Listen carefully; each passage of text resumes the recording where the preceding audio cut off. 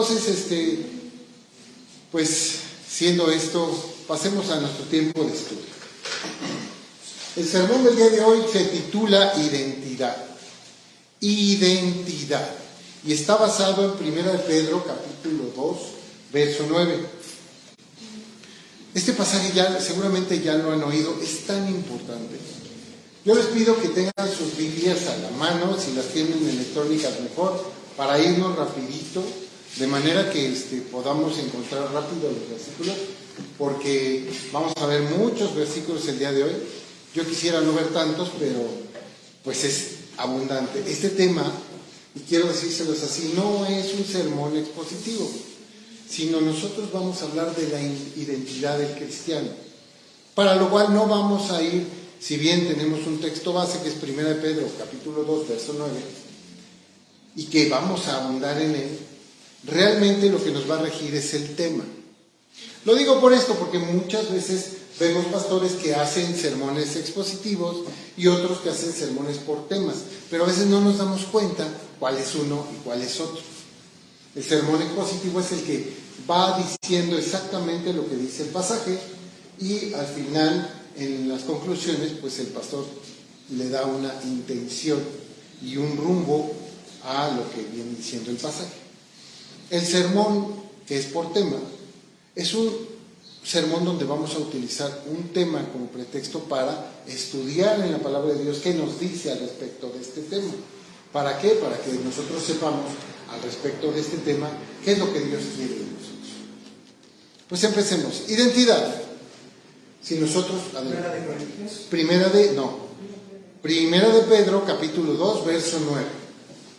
Mientras ustedes lo buscan, yo voy introduciéndolos de la siguiente manera. Identidad es el conjunto de rasgos o características de una persona que permiten distinguirlas de otras en un conjunto. Ustedes tienen muchas personas y cada una va a tener una identidad diferente. Dice el enamorado: puedo distinguir a mi amada entre una multitud de personas. ¿Cómo le hace?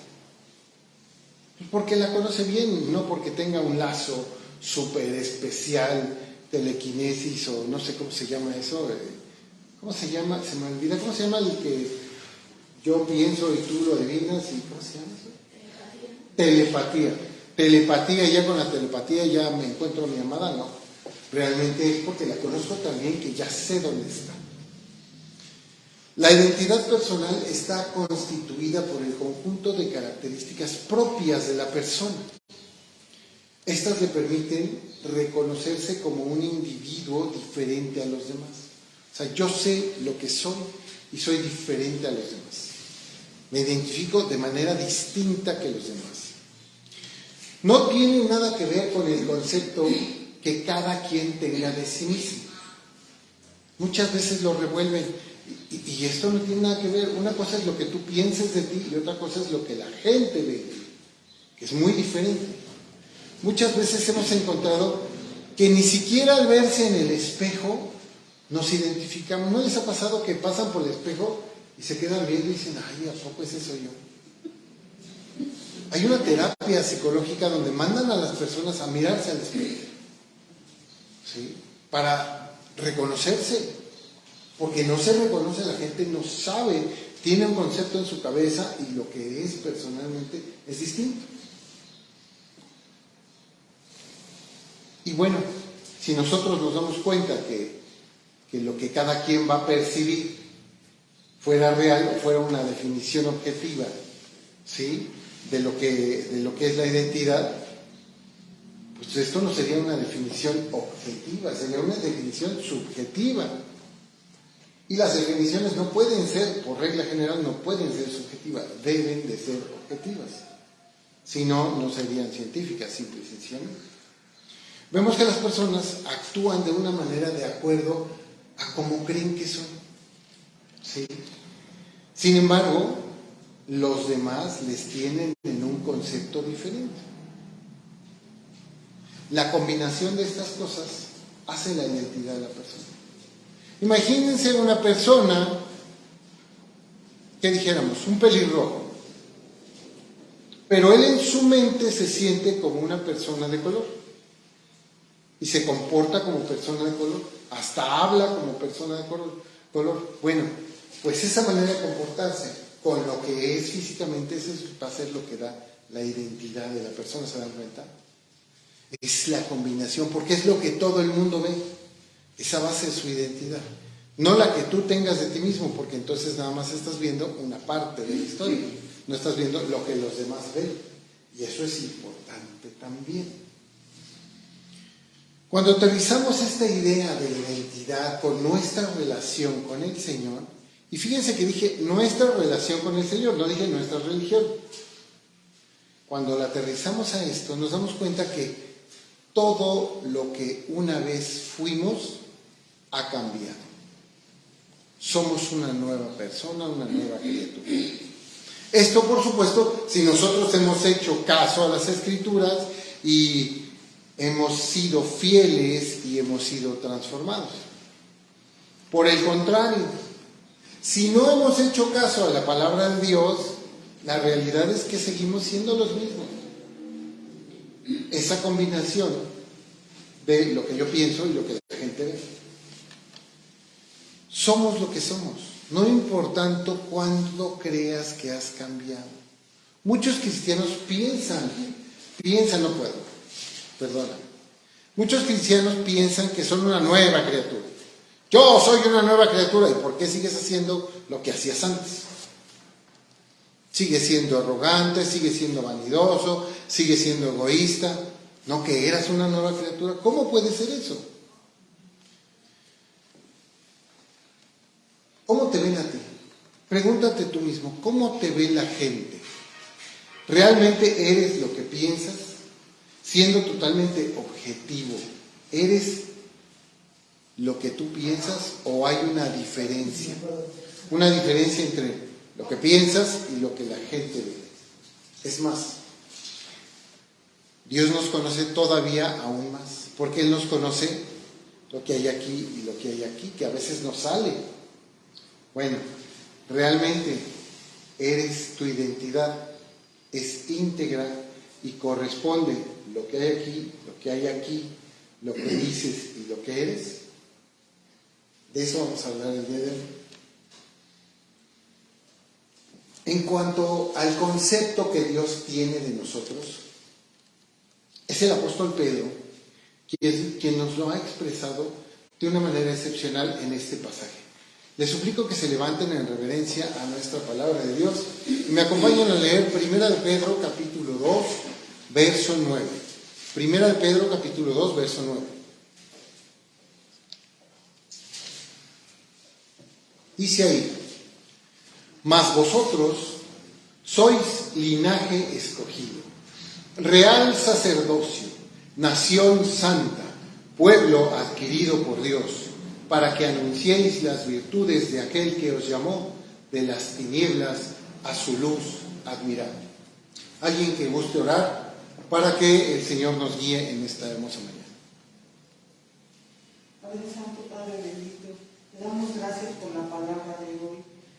Te doy gracias porque has puesto estas palabras en nuestro pastor Pedro. Permite que él nos dé de conocimiento y nos diga las palabras y la explicación de este texto, Señor. Te pedimos que piense a su corazón para que todo aquel mensaje que nos quieras dar nos des a través de nuestro hermano Pedro. Te damos gracias en nombre de Cristo Jesús. Amén, amén, gracias. Tomen asiento, hermanos. Pues esto es lo que nos dice Pedro, que obviamente inspirado por el Señor, dejó plasmado en su palabra. Ok, empecemos por preguntarnos una cosa. ¿Quiénes somos hoy? Y no me refiero a lo personal, me refiero a nuestra relación con el Señor. Bien podría ser la pregunta también, ¿cuál es la identidad que Dios espera de un cristiano? Porque a veces lo que Dios espera no es lo que somos, tristemente.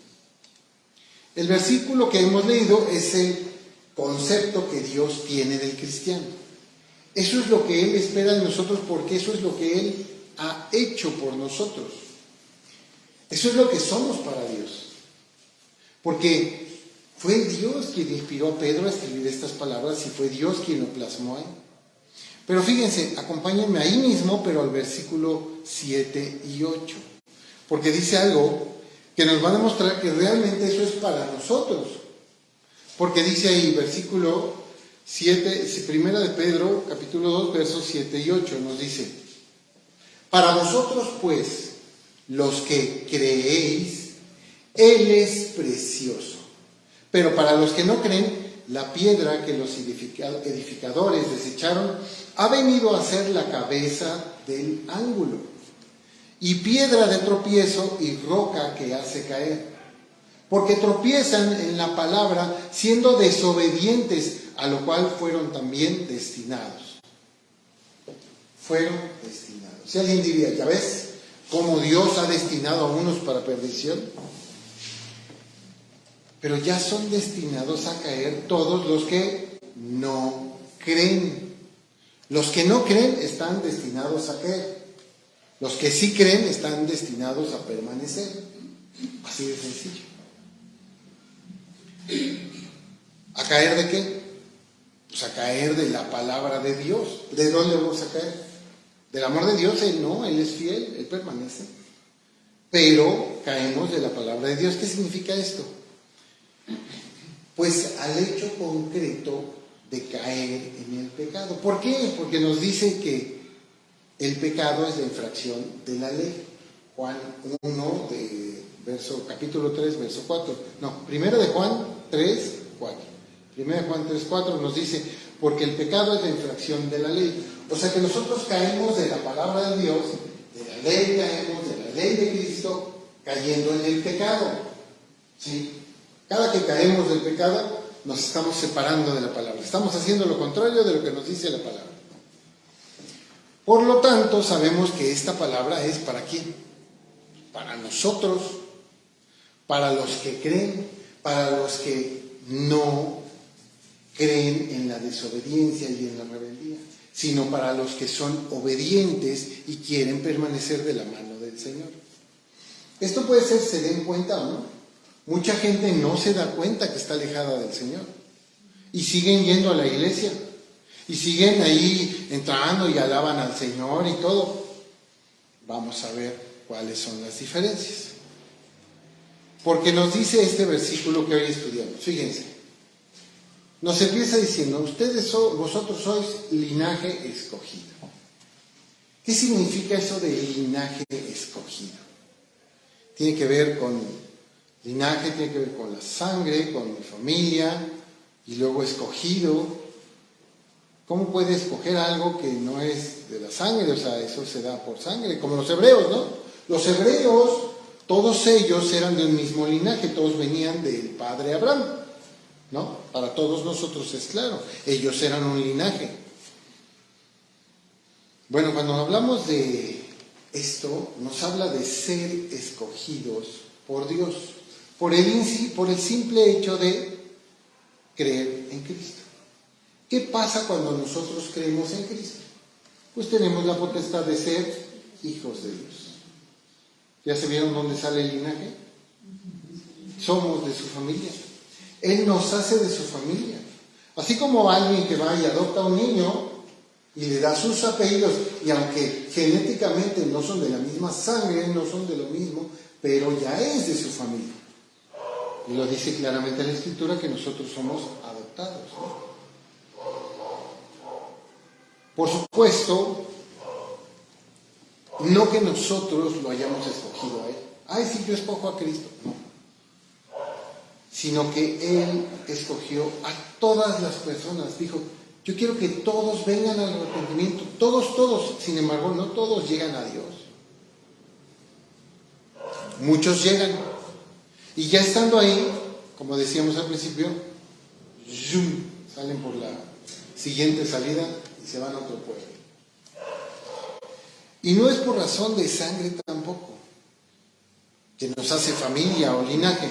No es ni genética, ni aún por nuestras características. Ay, yo lo escogí porque tiene las características especiales que el Señor desea. No, realmente no. Sino que Él ya nos esperaba desde hace mucho. como es todopoderoso, Él puede transformarnos.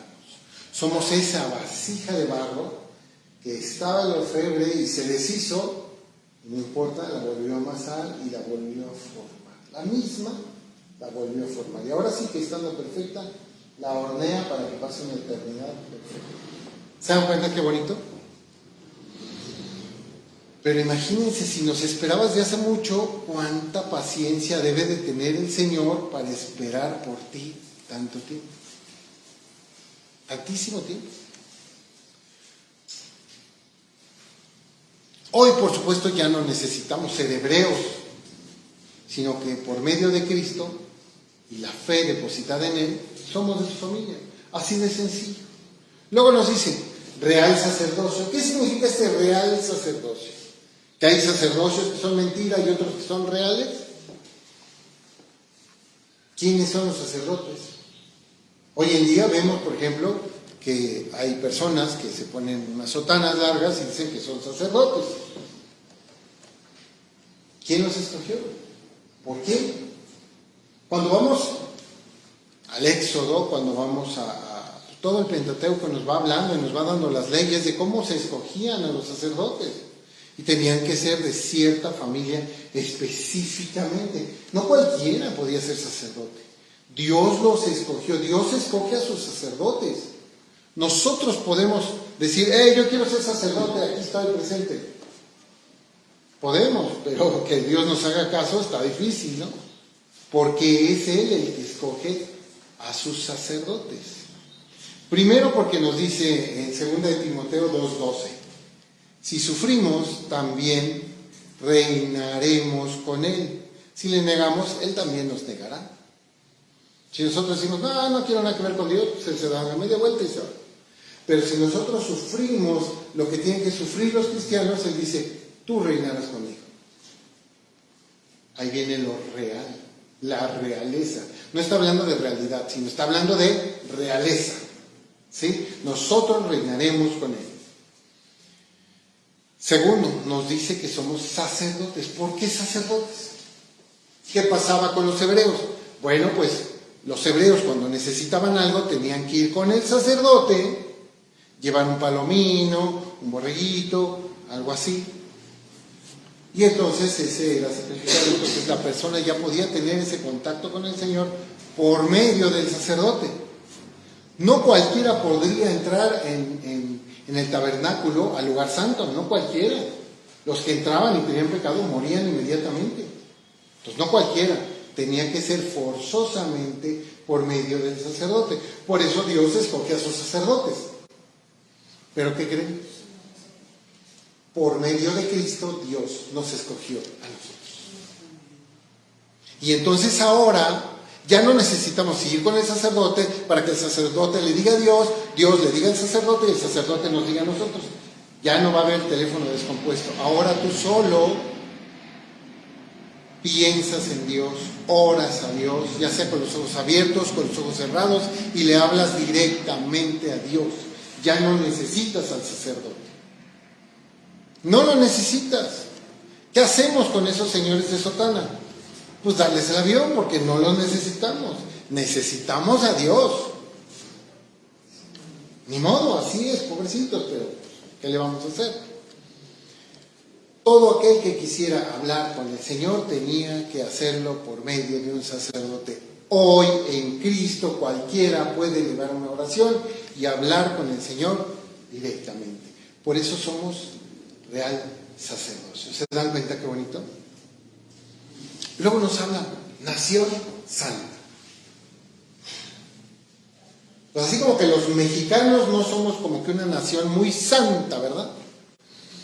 La mayoría está metido en idolatría y los que no están dados al aire te cuento, y otros al narco, y otros a la maldad, y otros a esto, y otros. Y somos un puñado de personas que se dicen cristianas. Pero de ese puñado, otro puñadito más chiquito, somos los que seguimos la sana doctrina. Cuando nos habla de nación santa, de estas cosas, recordamos, por ejemplo, el pasaje de Filipenses. ¿Se acuerdan que dice Filipenses 3:20, que nos dice, nuestra ciudadanía está en los cielos? Como cristianos, nuestra ciudadanía está en los cielos. ciudadanía, nación, somos de la nación de Dios.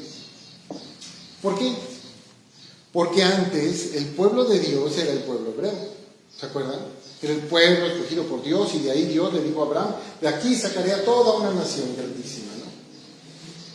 Pero después del sacrificio de Cristo por nosotros en el Calvario, ahora todos los que confiesan a Cristo pueden ser de la nación de Dios, toda una nueva nación de Dios.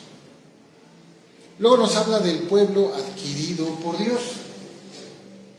Nosotros decimos, bueno, pues es que yo confesé a Cristo y yo tuve fe. Sí, qué bueno. Y por más que brinques y saltes y hagas obras y construyas catedrales, iglesias, templos, en todo el lado, te gastes todo tu dinero y el dinero de los demás en hacer cosas maravillosas, el único que puede escogerte es Dios. El único que puede decir, sí, eres mi hijo, es Dios. Si tú no llenas los requisitos, no lo logras. ¿Cuál es el requisito? Nuevamente, confesar a Cristo. ¿Cuál es el otro requisito? Nuevamente, dejarse guiar por el Espíritu de Dios. Porque son hijos de Dios los que se dejan guiar por el Espíritu de Dios. Romanos 8:14. No cualquiera es hijo de Dios. Muchos dicen, yo soy hijo de Dios. Pues sí, pero ¿de dónde? Porque haces otras cosas que no se ve que seas de esa familia. Porque hay familias que son así, ¿no? Ay, es que los Gutiérrez son tan divinas personas, aparentemente, dice Don Robert. Pues sí, hay familias que, pues como es uno, ellos van aprendiendo lo que es él. Y por ejemplo, los Guzmán, todos son orfebres. Por ejemplo, los Ramírez, todos son carpinteros. Cada familia va a tener las características de la familia. Bueno, nosotros siendo de la familia de Cristo, hacemos las cosas de Cristo, ¿no? Bueno, todo esto que nos dice el apóstol Pedro, ¿para qué? ¿Para qué somos todas esas cosas que Dios ha decidido hacernos así? ¿Para qué? Pues al final del versículo nos dice, para que anunciéis las virtudes de aquel que os llamó de las tinieblas a su luz admirable. Para eso son todas estas cosas. A veces no lo vemos. Y decimos y nos paramos el cuello y decimos, soy de nación santa, pueblo adquirido, nombre, real sacerdocio. Pero, ¿quién hizo las cosas? Fíjense cómo dice en el versículo 10. Primera de Pedro 2:10. ¿Qué nos dice ahí? Primera de Pedro 2:10. Vosotros que en otro tiempo no erais pueblo, pero ahora sois pueblo de Dios. Que en otro tiempo no habíais alcanzado misericordia, pero ahora habéis alcanzado misericordia. ¿De quién hemos alcanzado esta misericordia? De Dios. Él es el que hace las cosas. Así es que cada uno de nosotros, ¿cómo nos identificamos? Pueblo de Dios, nación santa, real sacerdocio o sacerdotes de la realeza espiritual. ¿Por qué? Por su misericordia. Así de sencillo. Eso es lo que somos. ¿Se dan cuenta? Aquí Pedro nos está diciendo lo que somos. Pero ahora vamos, ¿cómo quería Dios que nos identificáramos? O sea, antes, ¿cómo quería Dios? ¿Cuál fue lo que nos dijo que Él quería? ¿Cuáles eran esas características propias para nosotros identificarnos? Para responder esta pregunta, primero debemos de preguntarnos ¿para qué nos creó Dios? Porque Él nos creó y tuvo una finalidad, o varias. Vamos a ver un par de ellas. Una de las respuestas que primero nos brincan cuando estudiamos la Biblia es la de Isaías 43, versos 6 y 7. Es muy claro. Isaías 43, versos 6 y 7 nos dice: diré al norte, de acá, y al sur, no detengas. Trae de lejos mis hijos y mis hijas, de los confines de la tierra, todos los llamados de mi nombre, Y fíjense ahí dice, para gloria mía los he creado, los formé y los hice. Los hice, los formé y los creé para mi gloria. ¿Qué es gloria? No es la muchacha que vive aquí a 2 cuadras. Esa es otra gloria. ¿No? Porque, ¿qué es gloria? Glorificar. Viene de glorificar, de darle la gloria, ensalzarlo, darle el lugar que pertenece. ¿Quién es Dios para nosotros? Lo máximo, lo más maravilloso del mundo. Pues para eso nos creó, para que le digamos, Dios, tú eres lo máximo, tú mereces todo honor y toda gloria. Para eso nos creó. ¿Se dan cuenta? Porque él, aunque sabía que muchos le seguirían y dirían, creo en Dios, también sabía que muchos no le obedecerían. Por eso nos dice ahí, al final, a todos los llamados de mi nombre, para gloria mía los he creado, los formé y los hice. Porque no está diciendo de todas las personas, solo los llamados de mi nombre. Ahí me voy. Se me olvida que es no aquel. Y te fuiste, compadre. Entonces nos damos cuenta que de alguna manera el Señor no a todos los creó para su gloria, porque sabía que muchos iban a decir, yo no creo en el Señor. Y sabía que muchos iban a decir, yo creo en el Señor, pero no me llama su nombre, simplemente creo en Él. Como muchos que dicen, yo creo en Dios y conoces su palabra, no me interesa, yo solo creo en Él. Entonces, ¿no lo conoces? Pues no, pero Él sí me conoce y sé que soy buena persona. He matado como a 30, pero todos han sido en defensa propia cuando les quito sus cosas y no se dejan. Pues la gente piensa que está bien. Por otro lado, también encontramos en el Nuevo Testamento cosas que nos dice el Señor por medio del apóstol Juan. Ahí en Juan 4:23.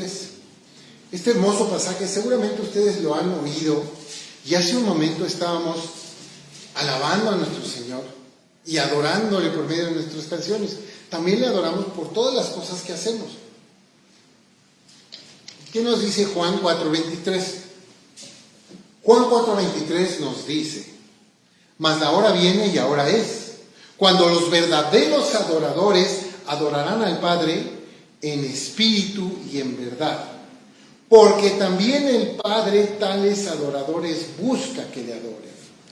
El Señor nos creó para adorar, y Él busca que los adoradores verdaderos lo adoren. No los que lo adoran de dientes para afuera por la pose cristiana y pues a los cristianos les va bien, entonces yo mejor voy a ser cristiano para ver si me va bien. No. Para los que aman verdaderamente al Señor, para los que le dicen, Señor, te amo y yo hago todo lo que tú me digas porque tú eres mi Señor y Salvador. Tú me mandas, tú me administras, tú me das todo lo que necesito. ¿Sí se dan cuenta? Entonces, de alguna manera tenemos una plena confianza y esos adoradores busca el Señor, no nada más los de dientes para afuera. Entonces nos damos cuenta que Dios nos creó, por un lado, para glorificarlo y además para que le adoremos, entre otras cosas. Pusimos un par de ejemplos. La pregunta ahora es, ¿tú sabes cómo hacer eso? ¿Sabes cómo adorarle? ¿Y sabes cómo glorificarlo? ¿Sabes en realidad? ¿Lo haces? Porque muchos saben, pero no lo hacen. ¿Lo haces en verdad? Ante la pregunta, ¿cómo quería Dios que nos identificáramos? Pues aquí está claro. Nos damos cuenta que Dios quería que nos identificáramos como adoradores suyos, pero también como glorificadores de Él. Que lo glorifiquemos. Cada uno de nuestros comportamientos va a hablar del Señor y va a decir, la gloria es para el Señor. Cuando un cristiano miente, adultera, roba, mata, pelea, es desobediente, no va a los cultos, miente, anda susurrando o anda haciendo chismes. ¿Está glorificando a Dios?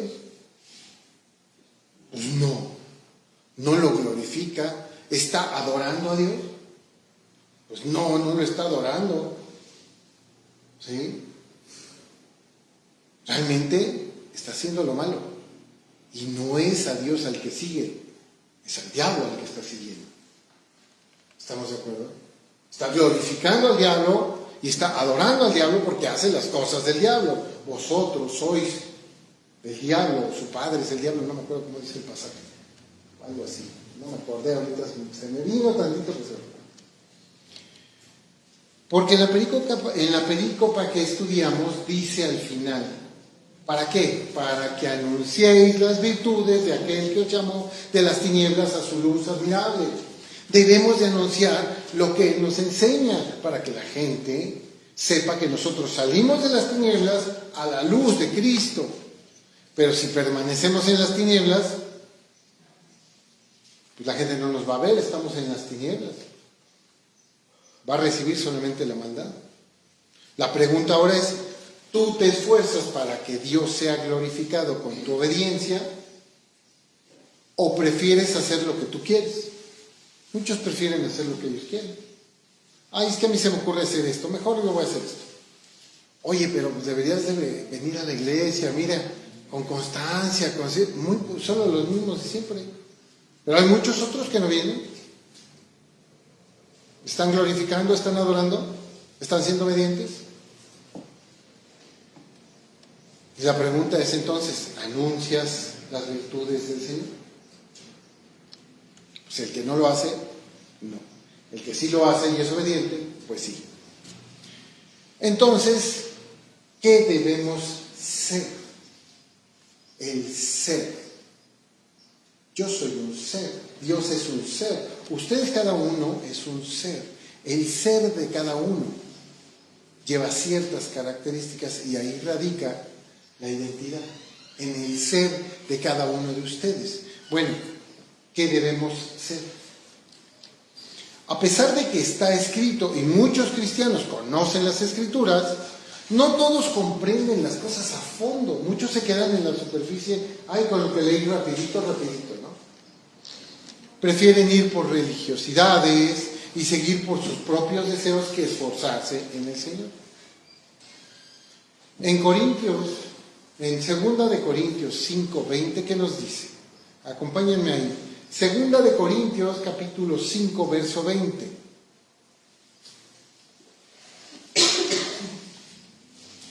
¿Qué debemos ser? 2 de Corintios capítulo 5, verso 20. Y ahí nos va a decir qué debemos ser. Nuestra identidad.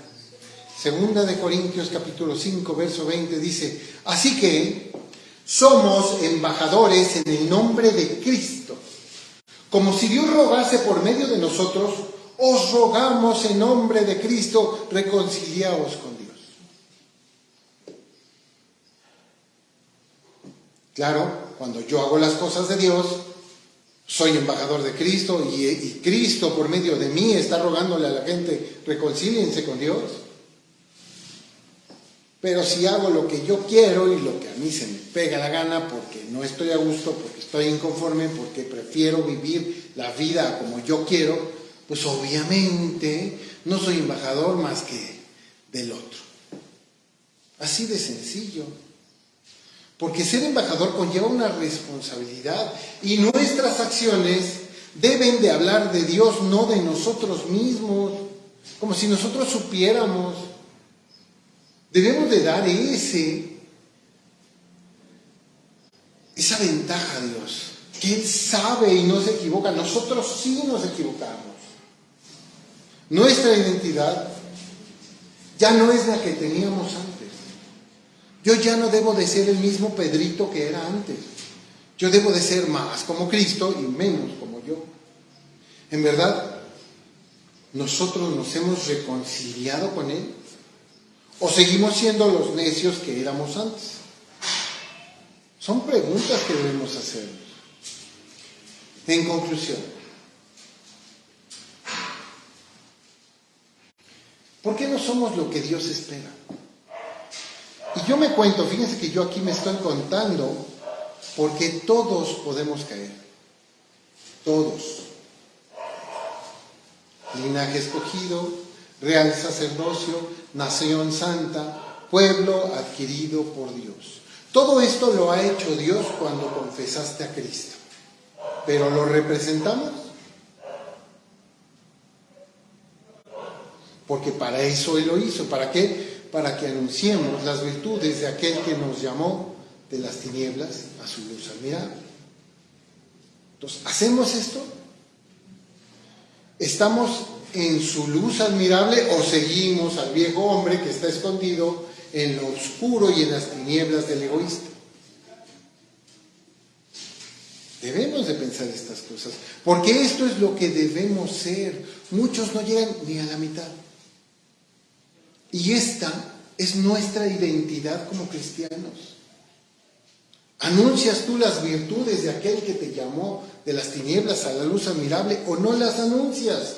Es tan importante y tan básico. Es parte de nuestra identidad como cristianos. Si no, no somos cristianos. No somos cristianos. Así que en el rancho. No somos cristianos. Sí. Porque miren, de palabra muchos son de palabra. Muchos anuncian a Cristo. Oh, sí, Cristo, Cristo, Cristo. Sí. Pero la realidad es lo que somos y lo que mostramos con nuestros hechos. Porque las palabras se las lleva el viento, pero los hechos arrastran. Y la gente va a ver nuestros hechos, no nuestras palabras.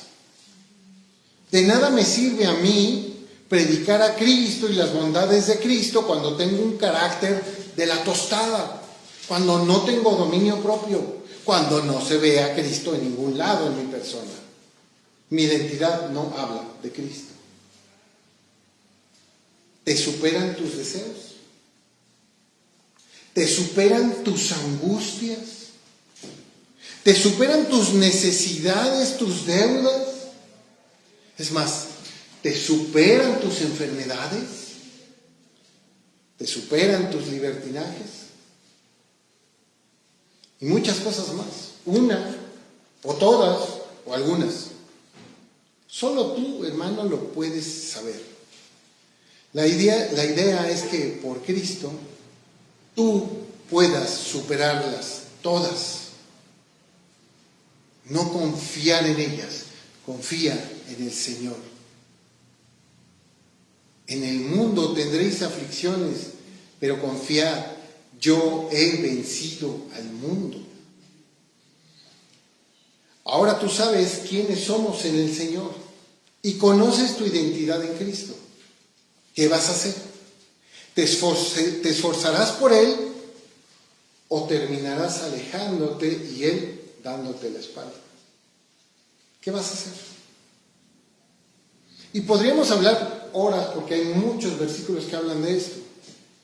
Pero creo que con esto nos da la idea perfecta y nos permite meditar en esto. Si yo me dejo llevar por su luz admirable, si pongo esfuerzo en eso, o me quedo como estaba, en el mundo de la maldad, en el reino de las tinieblas. No te dejes vencer por ti mismo. Niégate a ti mismo, hermano. Toma tu cruz y sigue a Cristo. A Cristo el Señor, síguelo. Haz lo que Él te manda. No murmures, no hables de las personas, no pienses mal, no dejes de congregarte, no hagas las cosas que hace el mundo. Haz lo que te pide el Señor. Y si están cansados, vayan a Él los que están cansados y cargados porque Él los hará descansar. Por mi parte, miren, yo trato de mantenerme obediente a todo lo que puedo. Hay cosas que me cuestan más trabajo y cosas que ya las he superado. Pero me mantengo temeroso de Dios. Y trato de poner por obra todo lo que voy aprendiendo. Porque ese es el chiste, lo aprendo y lo pongo por obra. No lo aprendo y lo guardo en la biblioteca. ¿Qué chiste tiene? Yo te recomiendo que tú hagas lo mismo. ¿Por qué? Porque solo hay una vida terrenal. Ahora que puedes, no te pierdas la otra vida que es así, es eterna. No te la pierdas. Piensen en esto y actúen en consecuencia. Muchas gracias, queridos hermanos. Que Dios los bendiga. Les pido que si se levantan para dar gracias al Señor.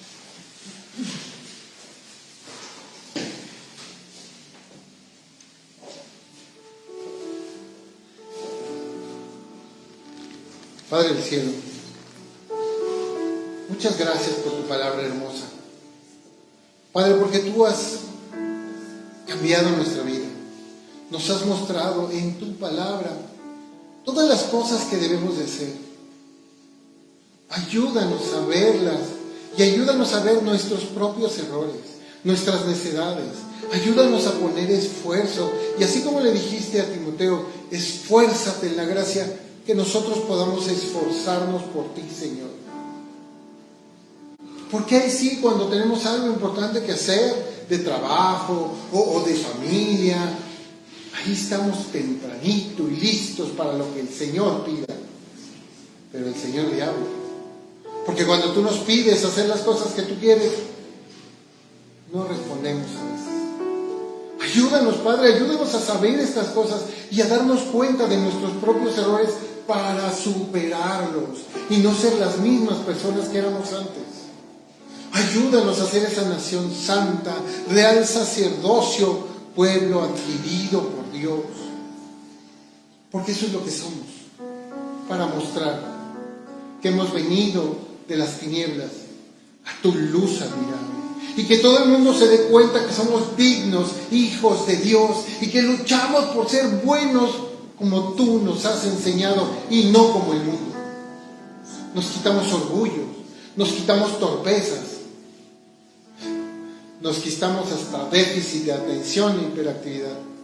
Señor, porque por ti podemos ser transformados como tú quieres. Pero a veces no nos damos cuenta que tenemos que poner parte de nosotros para que esa transformación se logre. Ayuda a cada uno de mis hermanos que están aquí presentes y los que nos ven en línea. Ayúdalos, Señor, para que ellos se den cuenta que solo hay que dejarse llevar por ti, Señor, por tu palabra y navegar en ella plácidamente con vientos de amor y de paz, para que algún día lleguemos a mirar tu rostro. Todo esto te lo pedimos, Señor, en el nombre de tu Hijo Jesucristo. Amén. Muchas gracias, hermano.